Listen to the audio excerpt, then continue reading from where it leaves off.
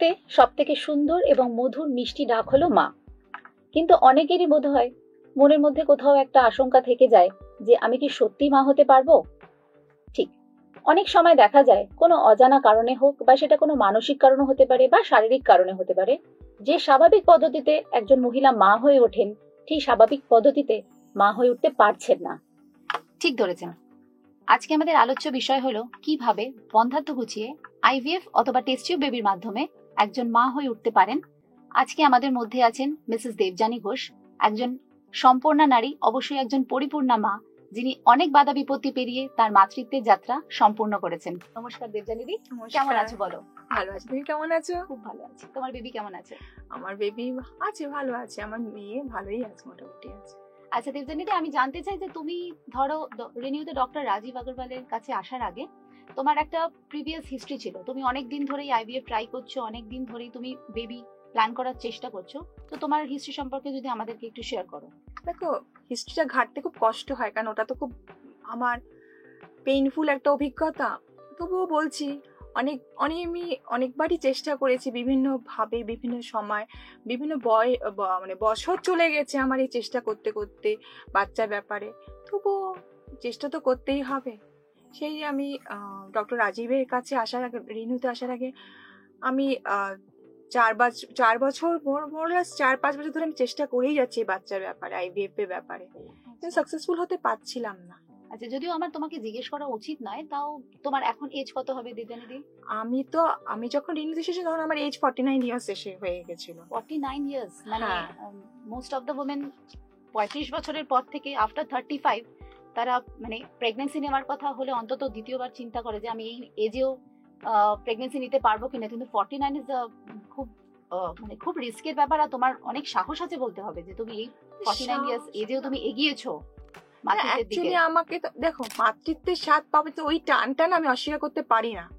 মা হওয়ার টান যেটা না, সেটা না কোনোভাবেই কোনো এজ, কোনো ফ্যাক্টরি বাধা হয়ে যায় না, জানো তো। ওই টানটা, ওই ডাকটা শোনার জন্য আমাকে অনেক কিছু স্যাক্রিফাইসও করতে হয়। আমার খাওয়া দাওয়া, আমি সবসময় খাওয়া দাওয়া রেস্ট্রিক্টেড করতাম যাতে করে আইভিএফ আমি সাকসেসফুলি লিড করতে পারি।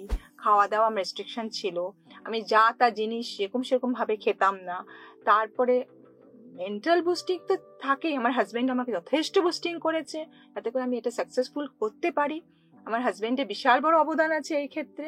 ডক্টর রাজীব স্যারও আমার পাশে ছিলেন বলে আমি সাকসেসফুল হতে পেরেছি। আর ভগবানের আশীর্বাদ তো সবার উপরে আছে না। এইসব ক্ষেত্রে বাড়ির মানে ফ্যামিলির সাপোর্ট বলো, হাজবেন্ডের সাপোর্ট বলো, মেন্টাল সাপোর্ট ভীষণ ভাবে দরকার। সে তো নিশ্চয়ই, না ছাড়া, সাপোর্ট ছাড়া, না ছাড়া তুমি এগোতেই পারবে না, কোনোভাবেই যেতে পারবে না। তোমাকে কখনো কোনো রকম ভাবে পরিবারের দিক থেকে বলো বা পাড়া প্রতিবেশী বলো, কখনো কোনো রকম বাধা আসেনি কোনো দিক থেকে যে এই বয়সে তুমি প্রেগন্যান্সির কথা ভাবছো? দেখো, নেগেটিভ কমেন্ট করার জন্য তো মানুষ কমেন্ট করতেই পারে যে এত বয়সে যাবে, তাই জন্য আমি আমার এই ব্যাপারটা আমি কি করছি সেটা আমি সবার সাথে শেয়ার করতাম না। এটা শুধুই আমার জার্নি, আমার হাজবেন্ডের জার্নি, আমি সেটা শুধু আমার মধ্যেই সীমিত রাখতাম, আমার হাজবেন্ডের মধ্যেই সীমিত রাখতাম। অনেক সময় এত বছরের জার্নিতে আমি সবসময় ফেস করেছি কিভাবে মানুষকে ডিমোরালাইজ করে যে না, হবে না।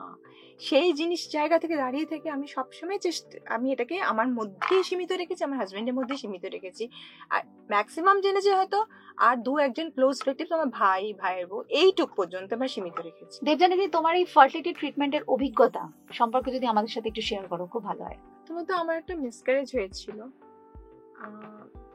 আমি অনেক জায়গায় আইভিএফ করার পরে 2022-এ আমার একটা মিসক্যারেজ হয়েছিল। তখন 6 মান্থসে আমার ওই মিসক্যারেজটা হয়।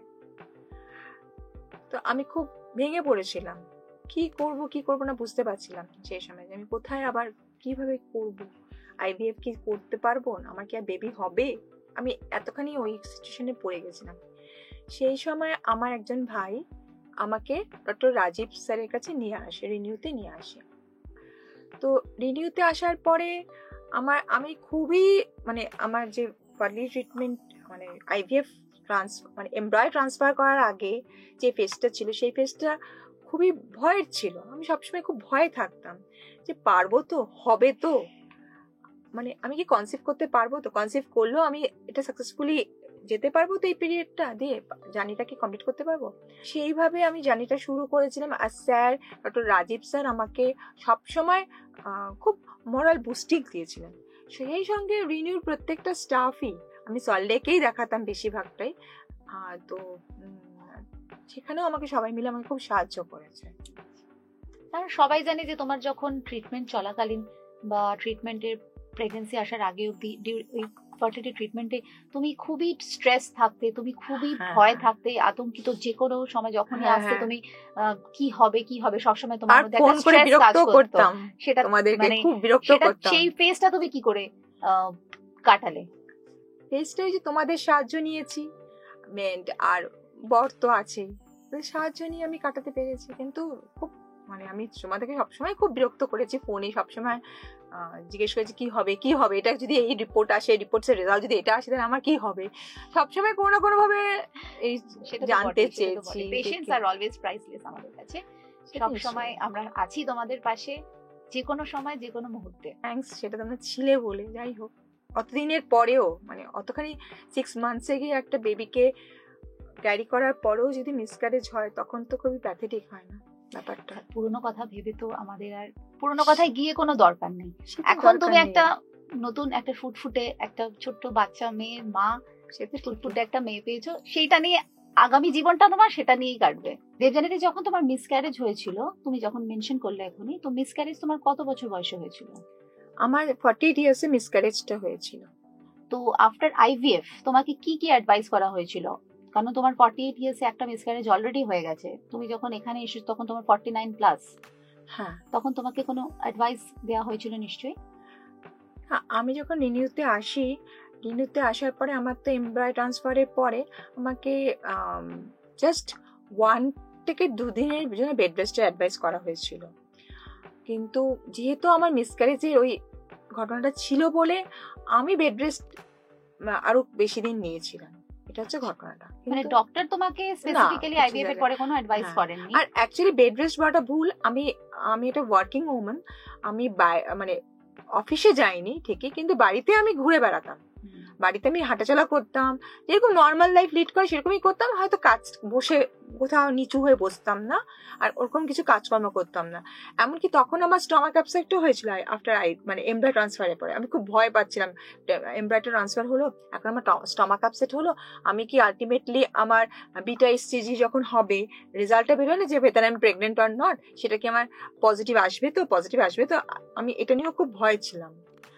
তো কিন্তু আলটিমেটলি দেখলাম বিটা এসসিজি আমার পজিটিভই এসেছে। ফার্স্ট চান্স আমি এখানেও প্রেগনেন্ট হতে পেরেছিলাম রিনিউতে এসে।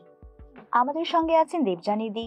এতক্ষণে আমরা শুনলাম ওনার আইভিএফ ট্রিটমেন্ট সংক্রান্ত এক্সপিরিয়েন্সটা কি ছিল। এবারে আসুন ওনার সঙ্গে গল্প হোক একটু ওনার প্রেগন্যান্সি জার্নিটা নিয়ে।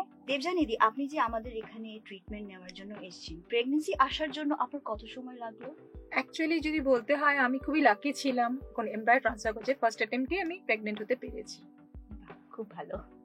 ভালো তো স্যারের হাতের একটা যে এফিশিয়েন্সি থাকে না, সেটাই ভালো।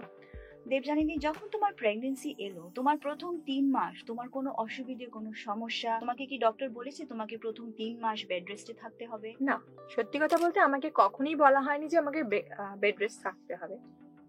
এটা হচ্ছে প্রথম কথা। যেহেতু আমার একটা মিসক্যারেজ ছিল ঘটনাটা, সেই রেসপেক্টে আমি ফার্স্ট 3 মান্থসে আমি বিটা এসসিজি রিপোর্ট আসা পর্যন্ত আমি মানে বাড়িতেই ছিলাম, প্র্যাকটিক্যালি বেড রেস্ট কখনোই ছিলাম না, মানে নর্মাল লাইফে লিড করছিলাম, কিন্তু বাড়ি থেকে বেরোইনি।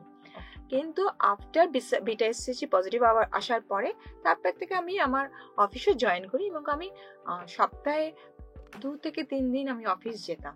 আচ্ছা, আর প্রথম 3 মাস এরকম কোনো সমস্যা, কোনো অসুবিধে বলতে সত্যি কথা বলতে কি, প্রত্যেকটা যে স্ক্যান থাকতো, ফার্স্ট ট্রাইমাস্টারে তো একটা করে স্ক্যান থাকে, একটা দুটো স্ক্যান থাকে, প্রত্যেক মাসে একটা করে স্ক্যান থাকে। সেই প্রত্যেক মাসে স্ক্যানটাতে আমার যেতাম যে আমার খুব মানে ভয় লাগতো, ঠিক আসবে তো বেবির প্রথম স্ক্যানটা বেবির হার্টবিটটা দেখা, বেবির হার্টবিট পাবে তো মানে আমি ডক্টর নিতিন আমার যে স্ক্যান করতেন, যে ডক্টর নিতিনকে তো আমি পাগল করতাম, স্যার আগে বলুন বেবির হার্টবিটটা আপনি পেয়েছেন তো আর স্যার আমাকে, ডক্টর নিতিনও আমাকে খুবই ভাবে আমাকে খুব বুস্টিং করেছে, না না না ঠিক আছে দেবযানী, ঠিক আছে ঠিক আছে, সব ভালো আছে ভালো আছে, আমার বেবি ভালো আছে। আমাকে স্যার এমনও পর্যন্ত বলছি, স্যার আমাকে বলতো দেখো দেখো নিজের বেবিকে দেখো। আমি বলছি না স্যার আমি দেখবো না, আমি দেখবো না, আমার ওই একটা ভয় কাজ করতো না আমার ওরকম ব্যাপারটা, আমি দেখবো না স্যার। স্যার আপনি দেখুন, আপনি যেদিন আমার বেবিকে আমার হাতে তুলে দিতে পারবেন সেদিনই আমি বেবিকে দেখবো, আমি দেখবো না, কোনোভাবেই দেখবো না। এই হয়েছে ব্যাপারটা। কিন্তু স্যার সবসময় বলতেন না এই স্ক্যানটা ভালো আছে, ওই স্ক্যানটা ভালো আছে। আর 12 পিক্স যখন আমার হলো তখন তো আমি যেহেতু আমার আগে একটা সার্ভিক্স ওপেন হয়ে যাওয়ার এই ঘটনাটা ছিল বলে, তো আমিও চেয়েছিলাম এবং স্যার নিজেও সাজেস্ট করেছিলেন যে একটা সার্ভাইকাল স্টিচ হোক। আপনাকে তো ডক্টর রাজীব, আপনি যে মেনশন করলেন সার্ভাইকাল স্টিচ, আপনাকে উনি সার্ভাইকাল স্টিচের জন্য অ্যাডভাইস করেছিলেন। আপনাকে সেই যে অ্যাডভাইস করা হলো, আপনি কি অনেক ভয় পেয়েছেন তখন? অবভিয়াসলি আমি সার্ভাইকাল স্টিচ আমার জীবনে প্রথমবার করেছি, আমি তো ভয় তো পাওয়াটাই স্বাভাবিক। আমার এখনো মনে আছে, আমি আমার প্রেগনেন্সি জার্নি প্রত্যেকটা দিনের কথা আমার মনে আছে। তো এখনো মনে আছে আমি স্যারকে বলছিলাম স্যার কি হবে, থাকবে তো বেবিটা ঠিকঠাক থাকবে তো? স্যার বললো যে সার্ভাইকাল স্টিচ করতে যত যাই হোক অনেক সময় 2% চান্স থাকে বেবি বেরিয়ে আসা, এরকমও স্যার আমাকে তখন বলেছিলেন। তো তবুও আমরা হোপফুল যে আমাদের সব ঠিকঠাকই থাকবে। আর আমি যখন সার্ভাইকাল স্টিচের জন্য ভর্তি হয়েছিলাম তো ভাগীরথী নিউটিয়াতে, তো সেই সময় আমার যে মানে অ্যানেস্থেসিস্ট ছিলেন তাকে তো ডক্টর প্রবীণ জৈন, তাকে তো আমি বলছিলাম কি হবে কি হবে, ঠিক থাকবে তো ঠিক থাকবে তো, সব কিছু ঠিক থাকবে। আমি তো প্রচন্ড টেনশন করছিলাম। তখন উনিও বললেন যে না কোনো ভয় নেই, ডক্টর রাজীবের স্যারের হাত কিন্তু বহুত ভালো, অনেক এক্সপার্ট উনি, কোনো রকম প্রবলেম হবে না। আর দেখো সত্যি তাই, ওনার কথাই ঠিকই হলো যে স্যার মানে আমি তো মনে করি যে হয় না যে ভগবান একজন দেবদূতকে পাঠায়, স্যার আমাকে ওরকম হয়তো স্যারকেও ভগবান পাঠিয়েছিলেন। যাই হোক সেই তখন আর কি ওই ভয়টা আপনাকে একটু ভয় থেকে একটু এগিয়ে আসতে পেলাম আমি, মানে যাই হোক কিন্তু হয়েছিল আমার সার্ভাইকাল স্টিচও হয়েছিল এবং পুরো আমাকে ফুল অ্যানেস্থেসিয়া করেনি, আমাকে যেখানে মানে হাফ অ্যানেস্থেসিয়া করে, যেরকম প্রেগনেন্সিতে মানে সি সেকশনে যেরকম অ্যানেস্থেসিয়া করে সেরকমই আমাকে অ্যানেস্থেসিয়া করে সার্ভাইকাল স্টিচ করা হয়েছিল। আর আপনার যে এই পুরো 9 মাসের জার্নি যে আপনি প্রেগনেন্ট ছিলেন, আপনার এই 9 মাসের জার্নিটা আমাদের সঙ্গে আপনার একটা এক্সপিরিয়েন্স কিরকম ছিল? সত্যি কথা বলতে গেলে কি প্রত্যেকটা দিন আমি ভয়ে থাকতাম, প্রত্যেকটা দিনের মতো ভয় থাকতো।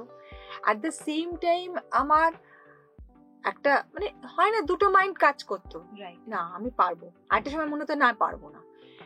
আর যখনই কিছু সমস্যা হতো আমি সবসময় রিনিউতে ফোন করতাম। আমি ডক্টর রাজীব স্যারের সাথে অনলাইন আমি কনসালটেন্সি নিয়েছি, এখানে আরো যে কনসালটেন্ট ডাক্তাররা আছে তাদের সাথেও আমি অনলাইন কনসালটেন্সি নিয়েছি। আর সবসময় রিনিউ যে আর যারা স্টাফ ছিল তারাও আমাকে সবসময় সব বিষয়ে আমাকে সাহায্য করেছে। সত্যি কথা বলতে গেলে আমাকে সাহায্য করেছে যে না এই আমার তো এমনও আমার মানে ইউরিন ইনফেকশনও হয়েছিল। তো যাই হোক সেখানে দাঁড়িয়ে থেকেও আমি মানে সঙ্গে সঙ্গে আমি এসেছিলাম এবং রিনিউতে, এবং সঙ্গে সঙ্গে তারা আমাকে অ্যাপয়েন্টমেন্ট ফিক্স করে দিয়ে আমার সেই ট্রিটমেন্টেরও ব্যবস্থা করে দিয়েছিল। আমাকে ওষুধপত্র দেওয়া যাতে ইনফেকশনটা আমার কোনো রকম মানে ফ্যাটাল না হয়, রাইট, ইনফেকশনটা যাতে করে আমার বেবির কোনো ক্ষতি না করে, সবসময় রিনিউ ওয়াজ দেয়ার।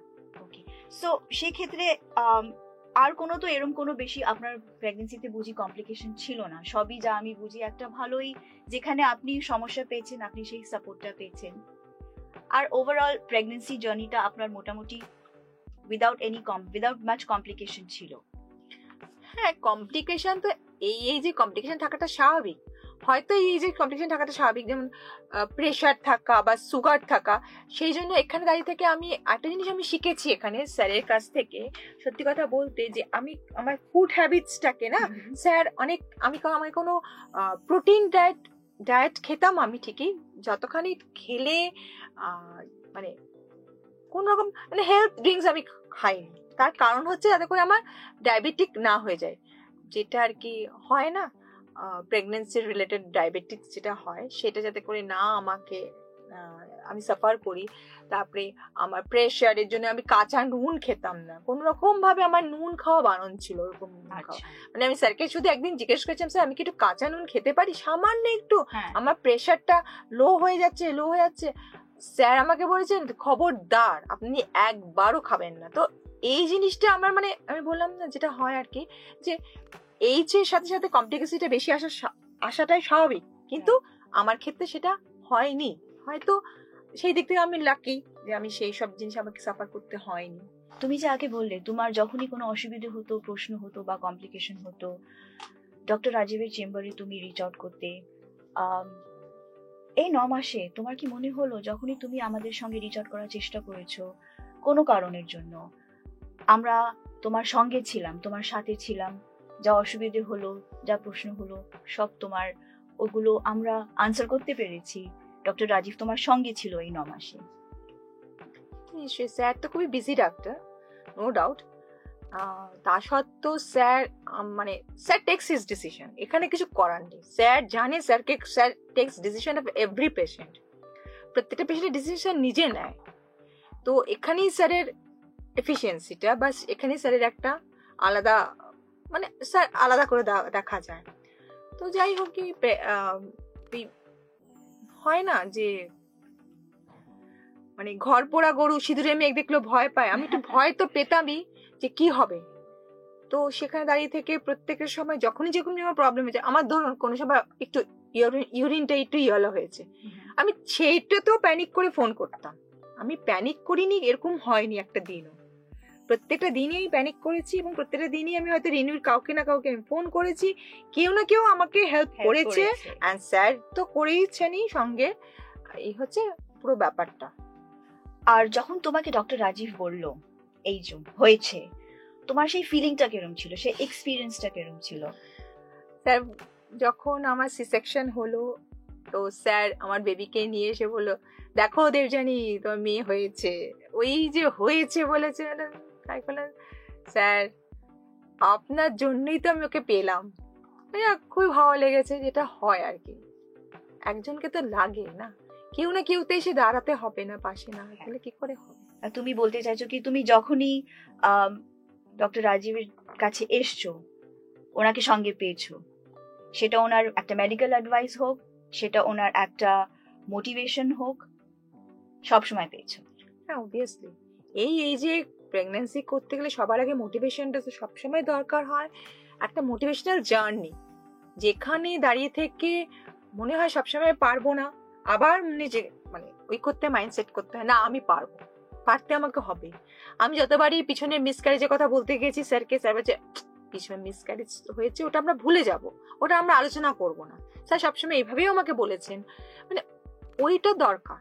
নাহলে এই যে আমি জানি না আমি মানে কিভাবে যে একটা যে এই মোটিভেশনটা মানে কিভাবে স্যার আমাকে দিয়েছে, আমার নিজের মনেও সেই সময় একটা পাওয়ার এসেছিল যে হ্যাঁ পারবো, আবার পারবো নাও মনে হতো, তখন আবার স্যার ব্যাকআপ দিতেন। মানে ওইটা দরকার, মোটিভেশনাল জার্নি, আমাকে এই যে আমাকে এটাকে রিচ করতে সাহায্য করেছে। 49 বছর বয়সে মা হওয়া, তার আগে একটা মিসক্যারেজের হিস্ট্রি আপনার, কিন্তু এই 9 মাসের জার্নিটা আপনার আপস এন্ড ডাউনস, স্মুথ ছিল, ভালো ছিল, অনেক কিছুই হলো, সার্ভাইকাল স্টিচ একটা হলো, একটা হেলদি বেবি ডেলিভার হলো। আপনি যে এই জার্নিটা কভার করেছেন, আপনার মতন যে অন্য মহিলারা ওখানে আছে এই প্রবলেম নিয়ে যারা ফেস করছে, যারা মা হতে চাইছে, ওদের জন্য আপনার কি মেসেজ, আপনি কি বলতে চান ওদেরকে? মাতৃত্ব স্বাদটা তো সব মেয়েরাই চায়, সব মা সবাই চায়। তো মেন্টালি স্ট্রং হতেই হবে যে আমি পাবো এই কথাটা। আর দ্বিতীয় কথা, একটাই কথা বলতে চাইবে, each time a woman stands up for herself. Correct. She stands up for every woman. আমি যদি আমার নিজের জন্য একটু দাঁড়াই, আমি নিজের জন্য একটু মোটিভেট করি নিজেকে, তাহলে আমি তো আমার দেখা দেখি আরো তো 10টা মেয়ে আসবে, এবং তাকে দেখে আরো একজন আসবেই। সবাই মাতৃত্বের স্বাদ দিতে নেওয়ার জন্য নিজেকে মোটিভেট করতেই হবে, এবং আমরা পারবো, এবং মেয়েরা পারবে না এরকম হতে পারে না। এই হচ্ছে কথা, কি বলতে শেষ করতে চাই। থ্যাংক ইউ দি, আপনার সঙ্গে কথা বলে খুবই ভালো লাগলো। সময় দেওয়ার জন্য অনেক অনেক ধন্যবাদ। থ্যাংক ইউ, আমারও খুব ভালো লাগলো। আমাদের সঙ্গে আছেন ডক্টর রাজীব আগরওয়াল এবং কিছুটা প্রশ্ন ওনার জন্যও আছে। আসুন একটু ওনার সঙ্গে কথা বলে জানা যাক, যখন পেশেন্ট ওনার কাছে আসে একটা আশা নিয়ে মা হওয়ার জন্য, উনি কিভাবে হ্যান্ডেল করেন, কিভাবে অ্যাডভাইস এবং মোটিভেট করেন। স্যার, আপনি তো অনেকে ডেলিভারি করেছেন যেখানে মায়েদের বয়স মোটামুটি 40 ক্রস করে গেছে বা 50-এর দিকে এগোচ্ছে। তো যখন এনারা আপনার কাছে আসেন একটা হোপ নিয়ে কি আমি মা হতে চাই, আপনি কিভাবে এদেরকে হ্যান্ডেল করেন? অ্যাপ্রোচটা কি থাকে? আমার মনে হয় যখনই বয়সটা 40-এর বেশি চলে যায় আমাদের দুটো জিনিস মাথায় রাখতে হয়। এক, বয়সের কারণে ওনার কি নিজের ডিম্বাণু খারাপ হয়ে গেছে, শেষ হয়ে গেছে, আমরা কি নিজের ডিম্বাণু দিয়ে ওনাকে প্রেগনেন্সি দিতে পারবো? বেশিরভাগ ক্ষেত্রে হয়তো দেওয়াটা একটু মুশকিল হয়ে যায়। যদি সেখানে নিজের ডিম্বাণু ভালো না থাকে তাহলে আমাদের বাইরের থেকে ডিম্বাণু নিয়ে কাজ করতে হবে।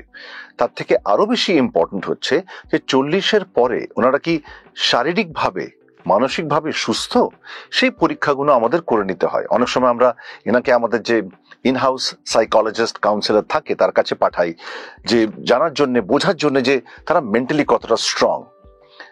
তাদের কাছে আমরা অনেকগুলো পরীক্ষা করাই, যেমন ইকোকার্ডিওগ্রাফি, ইসিজি করা, চেস্ট কিছু পরীক্ষাগুলো করা, লাং ফাংশন টেস্ট করা।